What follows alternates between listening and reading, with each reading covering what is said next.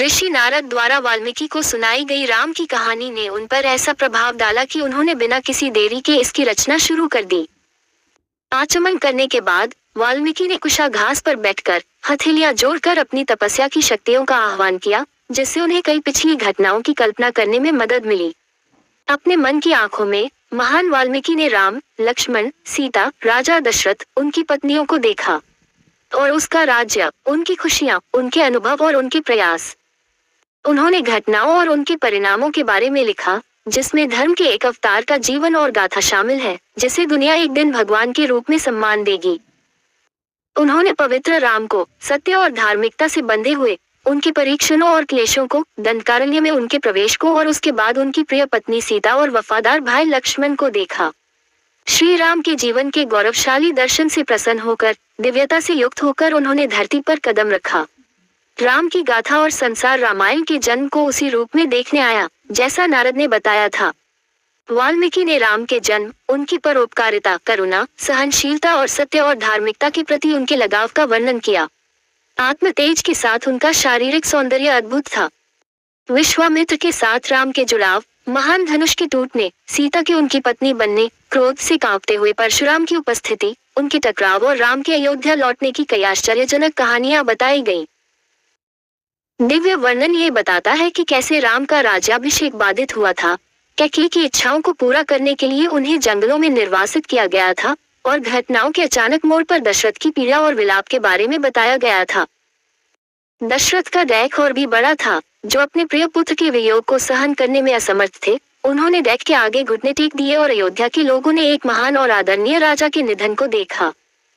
उनके निर्वासन के बाद ये राम के पहुंचने का वर्णन करता है, सारथी के रूप में सुमंत्र के साथ वन, उनके पीछे अयोध्या के दुखी लोग, जो उन्हें विदाई देने आए थे। इसमें राम, सीता और लक्ष्मण की मुलाकात निषाद प्रमुख गुहा से होती है, जो उन्हें गंगा नदी के पार ले जाने के लिए अपनी नाव तैयार करते हैं, जबकि सुमंत्र और अयोध्या के अन्य लोगों ने उन्हें अश्रुपूर्ण विदाई दी। गंगा पार कर राम ऋषि भारद्वाज से मिलते हैं, जिनके निर्देश पर वह चित्रकूट पर्वत पर जाते हैं, जहां उनके रहने के लिए एक झोपड़ी बनाई जाती है।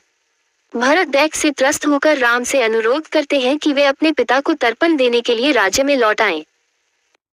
वह अयोध्या पर शासन करने से इनकार कर देता है, लेकिन राम द्वारा सांत्वना दिए जाने और आश्वस्त होने पर वह राम की पादुकाएं अपने साथ लेकर वापस चला जाता है, ताकि उन्हें नंदीग्राम में सिंहासन पर बैठा सके और अपने भाई की ओर से शासन कर सके। प्रवेश करते समय विराट का वध राम का पहला कार्य था। बाद में सरबनाग को श्रद्धांजलि देने के बाद वह सुतीक्ष्ण के आश्रम में पहुंचे। राम पंचवटी की यात्रा करते हैं और ऋषि अगस्त्य से मिलते हैं। राम के साथ बातचीत के बाद शूर्पणखा प्रकट होती है और उसका रूप विकृत हो जाता है। खर और त्रिशिरा मारे गए। रावण ने राम को नुकसान पहुंचाने के लिए अपने विश्वासघाती प्रयास शुरू कर दिए और इसके परिणामस्वरूप मारीच का विनाश और सीता का अपहरण हुआ। राम जटायु की मृत्यु से दुखी है और सीता से वियोग में व्यथित है। उसका सामना कबंध से होता है और उसकी सलाह पर वह पंपा नदी पर पहुंचता है, जहां वह अपने महान भक्त, पवित्र सबरी और शक्तिशाली हनुमान से मिलता है। राम ऋषिमुख की ओर प्रस्थान करते हैं और सुग्रीव से मिलते हैं, जिसके साथ उन्होंने मित्रता का समझौता किया। बाली और सुग्रीव के बीच हुए युद्ध में बाली की मृत्यु हो जाती है और सुग्रीव को किष्किंधा का राजा बनाया जाता है। राम प्रस्रवण पर्वत पर प्रवास करते हैं, जबकि हनुमान सीता की तलाश करने और उन्हें चूड़ामणि भेंट करने के लिए समुद्र पार करके लंका जाते हैं। समुद्र के स्वामी प्रकट होते हैं और नल की मदद से सीता को वापस लाने के लिए लंका तक समुद्र पर एक पुल के निर्माण की सलाह देते हैं।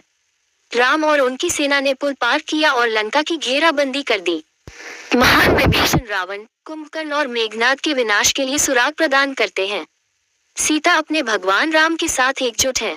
विभीषण को लंका का राजा बनाया जाता है और पुष्पक राम, सीता और लक्ष्मण को अयोध्या ले जाता है।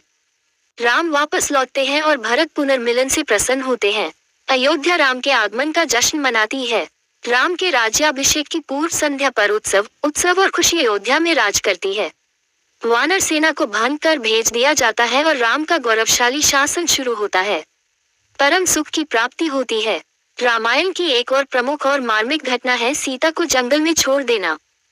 सीता के परित्याग से पहले ही ऋषि वाल्मीकि ने इस धरती पर राम के गौरवशाली जीवन और शासन के कई पहलुओं को 7 कांडों में दर्ज किया था। रामायण के उत्तरकांड में अभी तक होने वाली घटनाओं का वर्णन किया गया है।